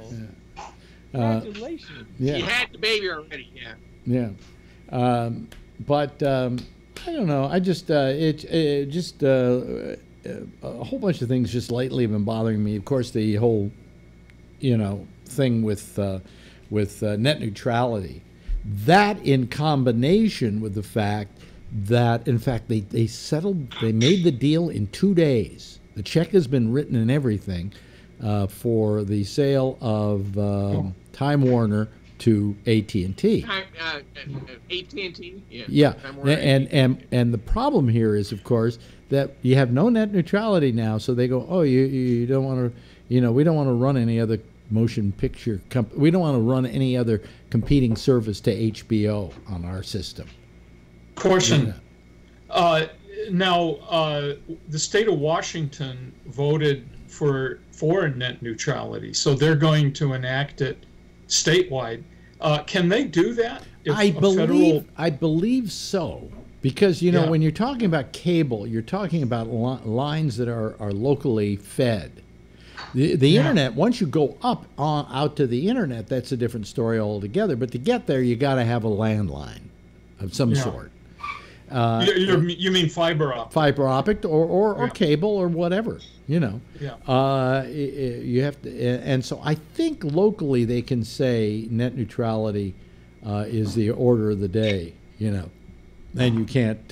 My God, we're losing net neutrality! Whoa! Listen, SG, you're going to hate it when you find out that your company, the company you belong to or that you get your service from, doesn't want to carry something because they own it. That happened a couple times, but the reality of net neutrality is it's going to give a bunch of smaller companies the opportunity to build their businesses. No, it isn't. No, it isn't. No, it isn't. It's going. What? No, it isn't. No, that's the big lie. All right. That's the big lie from. What's the date today? Today is the 14th. No, it's Trump's birthday.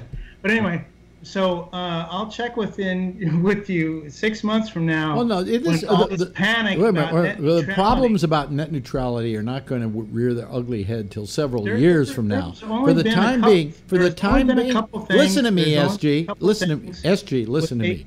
With AT&T, can you hear me, SG? Can you hear me?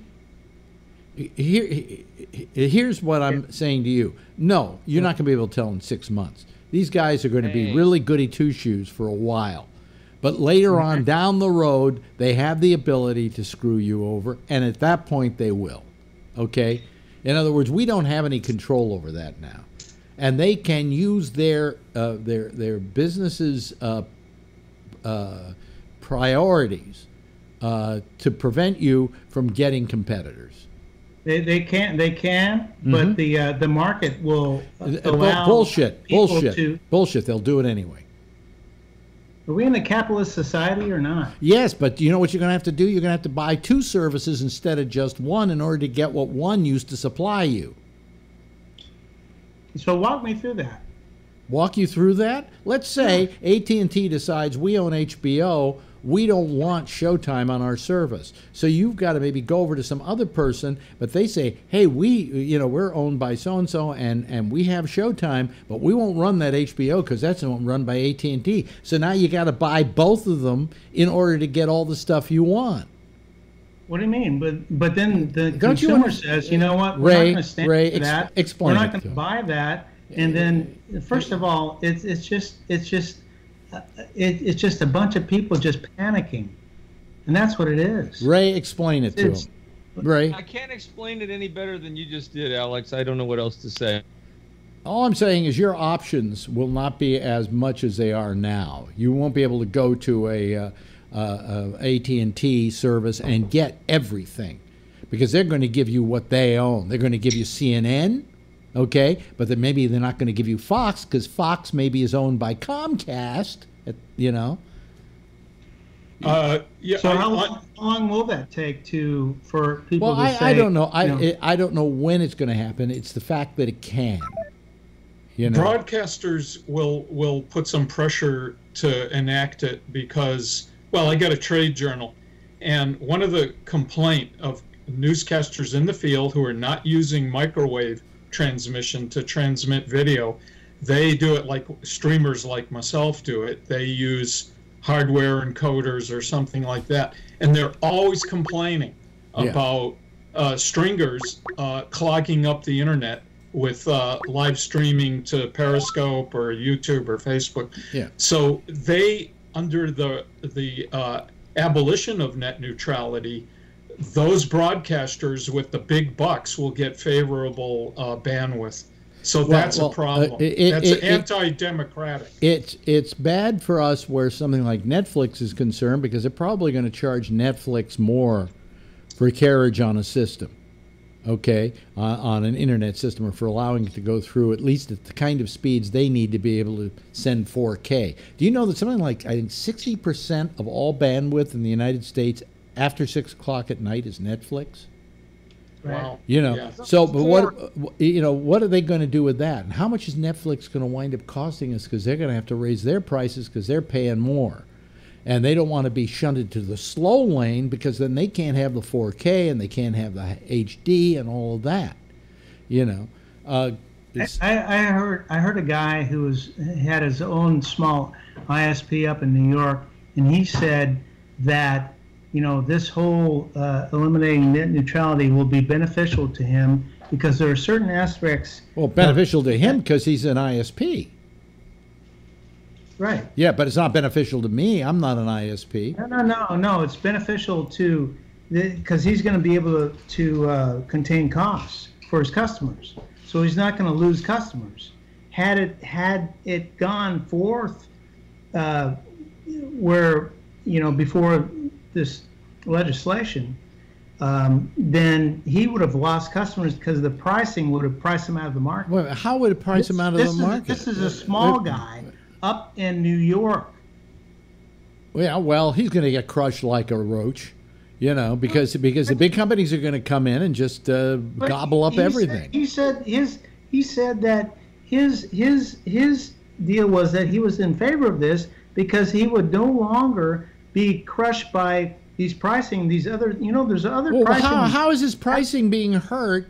How's his pricing being hurt by net neutrality? That I don't understand. Because, no, there are other things, there are other elements to that. But I can't just take that on face value. I've got to have an idea of why that would hurt him if he had net neutrality. Well, I heard the guy, I heard him, and that's what he said.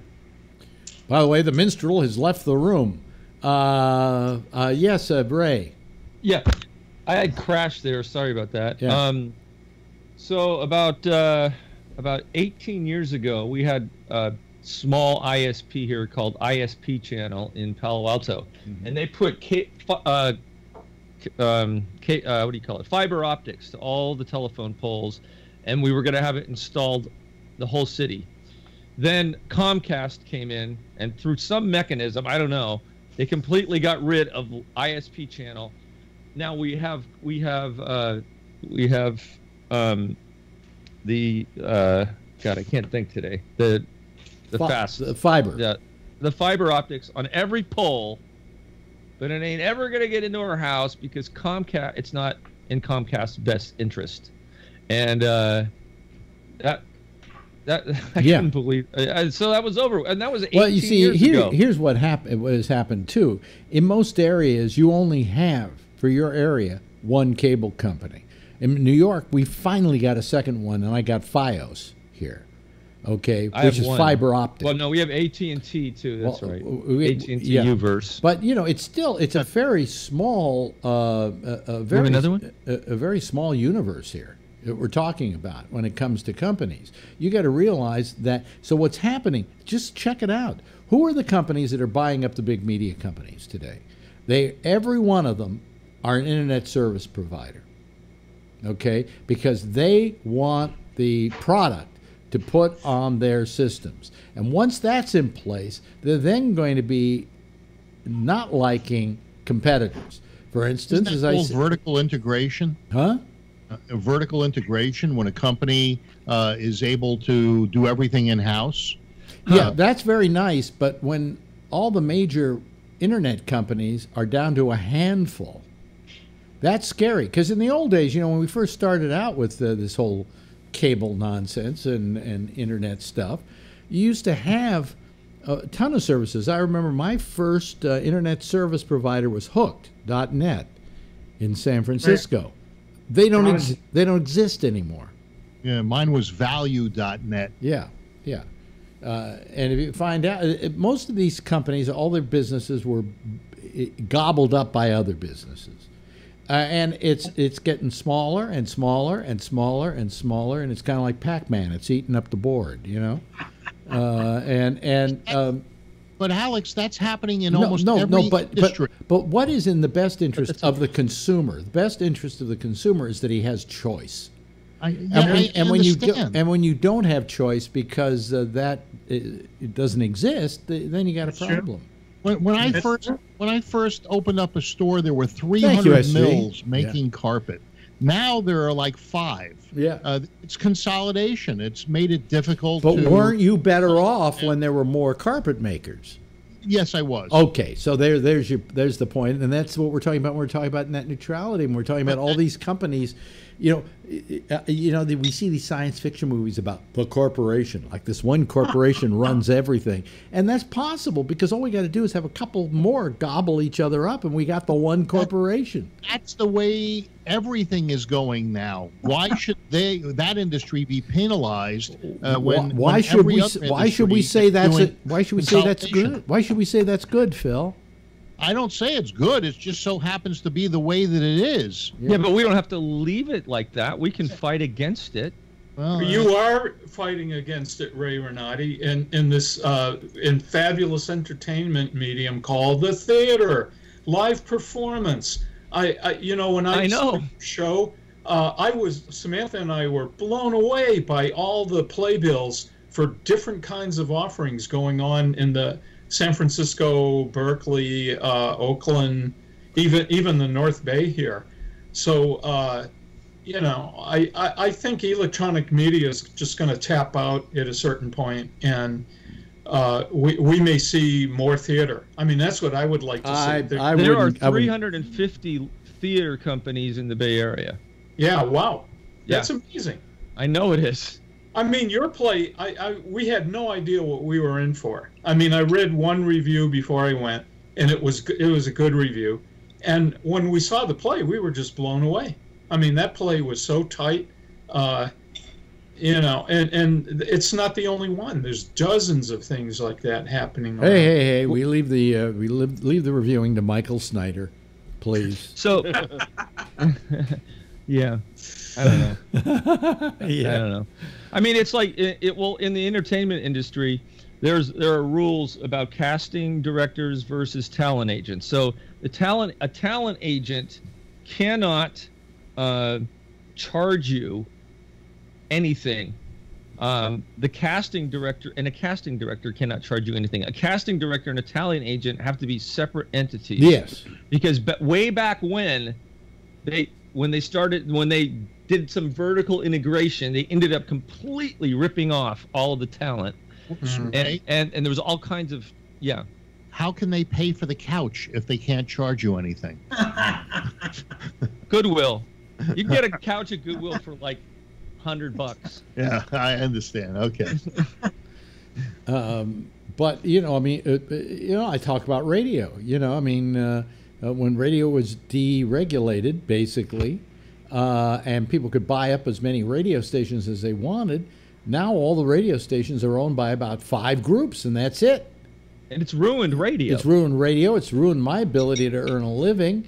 It's ruined your ability to have a wide amount of broadcasting styles in your market, So, Alex, what's your prediction, your worst prediction about net neutrality going away?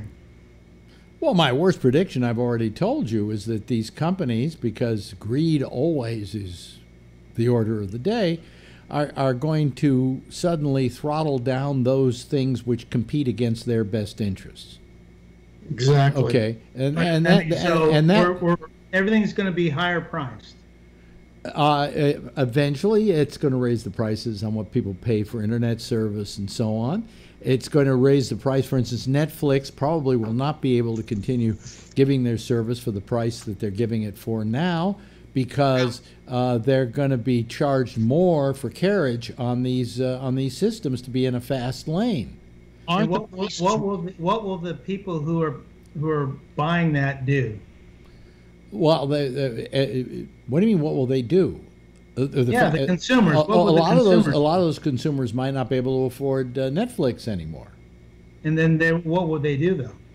Then what they would do is they would probably go for the cheaper version of Netflix, which is being run by the good auspices of your internet company, who can keep the prices low and keep the prices low for the. When you can charge Netflix a ton of money for carriage, and then one of your own people, like let's say you own HBO, very little. Okay, that then becomes a very unfair playing field for everybody. And then when those people exit and they lose that revenue, what will Netflix do? What do you mean when those people exit? What will Netflix do? Netflix might have to go out of business eventually. Or their price. Right now, it's the biggest company in the world. And therefore, capitalism. No, they won't be able to lower their price, Phil. Wait a minute. Hold on a second. What? They won't. Just made my point. What? What point did I just make? Huh? They'll go out of business if they raise their prices. prices. Well, no, the point I'm making is that what happens is that they're going to say, Netflix, we want you to pay more for carriage on our system than you're paying now. And for you to be able to be streamed fast, you got to pay us a fee. And therefore, maybe it might become impossible for them to do. These people will. And yet, that same company, if let's say it's AT&T, if it's AT&T says, but of course HBO can have it for nothing. Let me refer you to Phil. Let him tell you. Phil? Oh, I was just wondering. Just like the government regulates communications and utility, they regulate utilities. Mm-hmm. Are they going to turn these things into utilities where the local government sets the price as to what they can charge? I believe they are, if I'm not mistaken, I may be wrong, they are somewhat considered utilities. There was years ago, the cable companies were worried about the fact that, for instance, you have public access channels, and people could just be on a public access channel on a first come, first serve, non-discriminatory basis. And what kind of protection do they have if somebody on one of those channels does something criminal, for instance? Let's just say that as an example. How responsible is the cable company? So they came up, I can't remember what the name of the thing was, in which the companies were only responsible to carry it. They were not responsible for what was on it. Okay. The content, huh? Yeah. And I think that may still hold. I'm trying to remember what they called it. I used to know the common carrier status or something like that. That's why I wonder. Yeah, I think it was common carrier status is what they wanted, and I think by doing that, they wanted to be considered a utility. Well, that's what I'm thinking, that what this net neutrality is going to do is move these guys towards becoming utilities, and then. But I think they already are, Phil. Phil, I think they already are. Yeah. Yeah. But I don't think they set the prices, though, as they do with PG&E, for instance. Believe it or not, absolutely, you're absolutely wrong, Phil. In New York City, every time Time Warner, or now it's Spectrum, wants to go in and raise their rates, they have to go get permission from the city. Okay, so what are you worried about? No, I'm not worried about what they're going to charge me for the cable service or internet service. What I care about is what I take off those internet services and whether I'm even going to be able to get it at all, because they won't carry it because they own that particular company. If they dump Lifetime, you could have anything that you want. Listen, they could dump Lifetime tomorrow and I wouldn't miss it. And in fact, do you know how big amount of your cable bill goes to Lifetime? Something like $5 a month. Yeah. And when's the last time you watched Lifetime? When's the last time you had a vagina? Yeah. Exactly. So, but what all I'm saying, Phil, is the point here is not so much it's going to cost you money because the cable companies are going to charge you more, or the internet companies are going to charge you more, but they're going to charge more to people like Netflix, and you do subscribe to Netflix, you do subscribe to Hulu, you do, I don't know whether you do or you don't, I do, you do subscribe to Showtime, HBO, whatever, and that's where it's going to start costing you more money. Yes, SG, why are you lighting a match? I think he farted. He wants to take light to this conversation. Oh, I see. Yes, Ray. Well, it's pretty simple. So say Time Warner owns HBO and they don't own Showtime. So they're going to provide you with HBO. Mm-hmm. Then if Showtime wants to be on their pipe, they're going to charge Showtime a shitload of money to be on their pipe. And you're going to end up having to pay Time Warner a hell of a lot more money to see Showtime. Mm-hmm. I mean or you're gonna have to go directly to Showtime and pay whoever owns Showtime a hell of a lot of money. So you're gonna be paying double, and it's gonna be less efficient, and probably the quality is gonna go down because there's gonna be less competition, because that's what happens when there's less competition. But they charge you for HBO, they charge you for Showtime now. And you can have a choice. You want one or mind both. You, let's forget about those for a second, because what you're talking about. Wait a minute, hold on a second, Phil. What we're talking about with those, with HBO and Showtime and so on, those are broadcast over your cable system. Yeah. Netflix, you get over your cable system, but you get it over your cable internet connection. Yeah, that's correct. Okay, and then you pay them. Now, let's say they say to Netflix, well, we got HBO, and we only want people to have HBO, and we only want to charge them for HBO and whatever. We're not going to carry Netflix. Or if you want to carry here, we're going to give you a prohibitive price for you to get on the fast lane on our service. That's what I'm talking about. Hulu. And you could just get it off the Roku. I mean, they could conceivably do it with this show, although I don't know why, because they can put us on the slowest lane possible, and we got no problem. And it's stupid. What? But you might see if that a company might say, an internet company might say, we don't want to carry Skype because Skype uses up too much bandwidth, and Skype needs to pay us a lot of money if they want to keep. Have their Skype. See, on the system. You hit the nail on the head. Capitalism does not exist for the benefit or the good of the people. It exists for profit alone, and those who amass that profit. And we're seeing, like you mentioned, Alex, that concentration of wealth shrinking and shrinking and shrinking into fewer individuals and fewer big companies. They have almost zero interest in doing what's right. This whole thing sounds like the sky is falling. No, but it isn't the sky is falling. It's the sky is falling eventually. It's going to slowly. The sky's going to come crashing down on your head when the next fucking recession hits. possibly in a year or two. Well, I don't know that I don't know that we're going to see the full effects of this. We didn't see the full effects of Clinton deregulating radio till a few years later, when it became like a land rush to try and buy all these stations by people who didn't have the money to back them.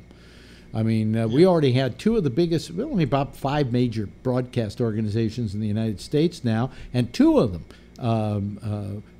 recently filed for bankruptcy protection. Okay? Never heard of before in the broadcast business. You know.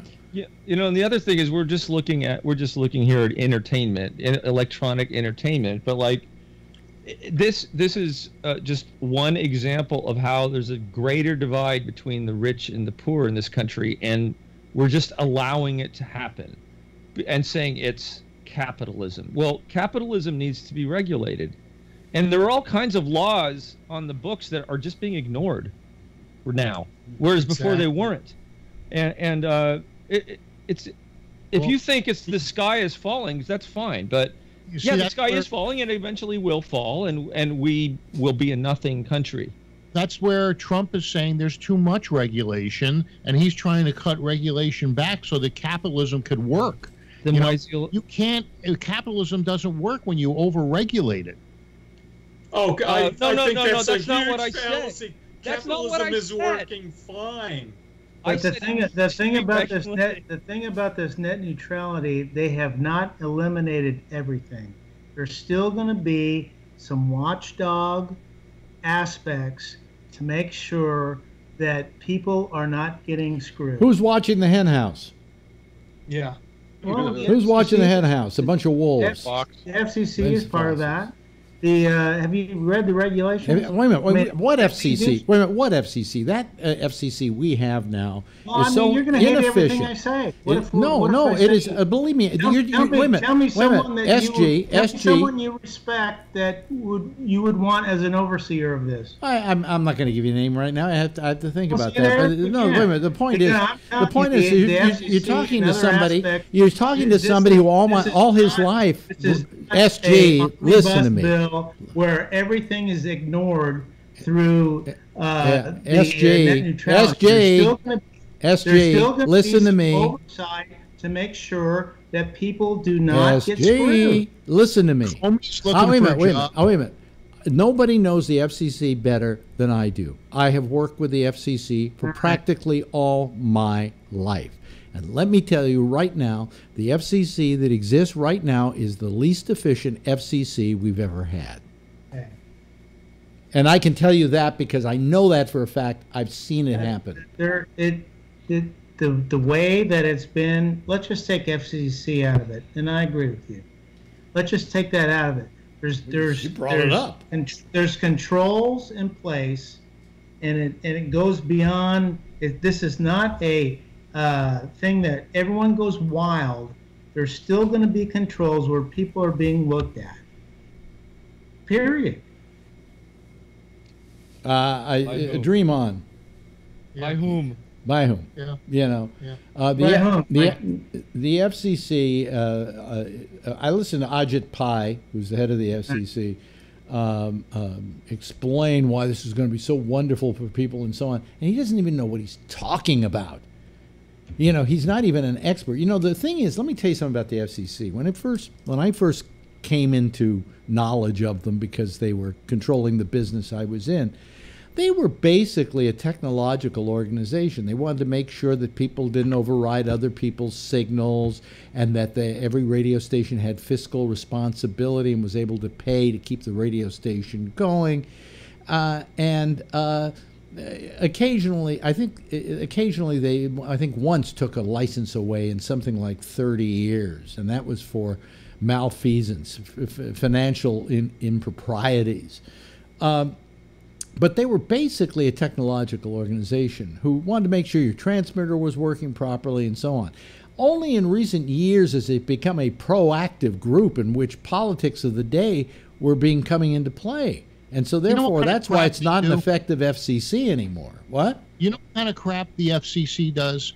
If you got a station and at midnight you don't sound that thing, your call letters and where you're from, you can get a $25,000 fine. And so I got a friend that has this program, and he sets it up for the different radio stations so that automatically happens. But he said, I don't think you have to do it at midnight. I think it used to be you had to identify your station every hour on the hour. Yeah. Okay, but that doesn't exist anymore. Well, I'm telling you that right now it does. Well, it exists maybe for once a day now. It used to be 24 times a day. Once a day. And it's midnight. But what happens is other stations will listen to see if you sounded it, and if you didn't sound it, they're the ones that'll turn you in so that you get the fine. Believe me, having to do it once a day is nothing. It used to be 24 hours a day. You would hear a guy over at Channel 7 at every break go, Channel 7, New York. Right. Yeah. It used to be 30 minutes or every hour. Or whatever. Yeah. Well, I used to know the announcers who did that, and they used to have to be in that room to just go. They were getting paid $125,000 a year in those days just to go, Channel 7, New York. Right? Well, and then they would leave the booth, they would go downstairs, because every one of the major networks, there was a bar on the first floor. They would go down, have a couple of drinks, come up, Channel 7, New York. San Francisco. Now, what I used to love to do was to hear the sign-off every night where they go, this is Channel 7, New York, signing off for the evening, and then they play the Star Spangled Banner. But by the time you got to that, this guy was so fucking drunk, he was slurring his words. I always wanted that job. That job, I knew several people had. Fred Foy, who was the voice of the Lone Ranger, was the booth announcer at Channel 7 here in New York.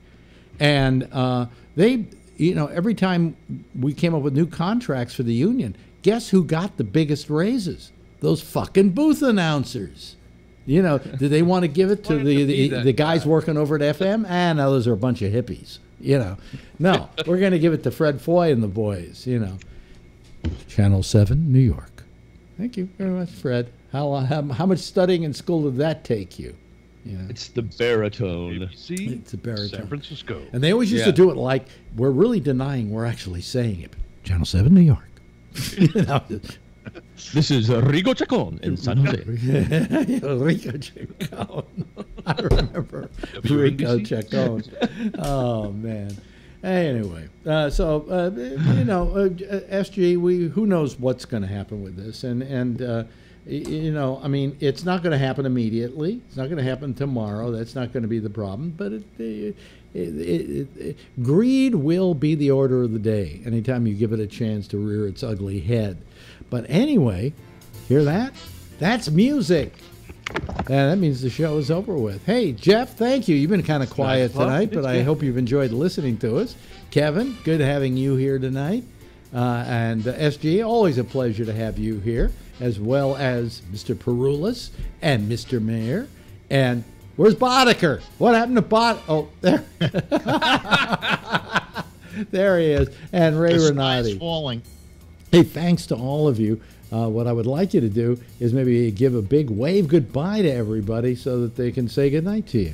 Okay, there they are. That's our citizens panel. A good one, too, folks. Hey, listen, that's it for tonight. We'll be back here again tomorrow night. Meanwhile, Jack Bishop is next over this same little Gabnet, as well as connections at 1 o'clock in the morning Eastern Daylight Time. So I would suggest that you check in on that. And then I'll be back tomorrow after Damian Chaplin does a little program called the Exchange. Did I say the intersection was next? Yeah. Damian will do a show. And then at 10 o'clock tomorrow night, let me get this straight.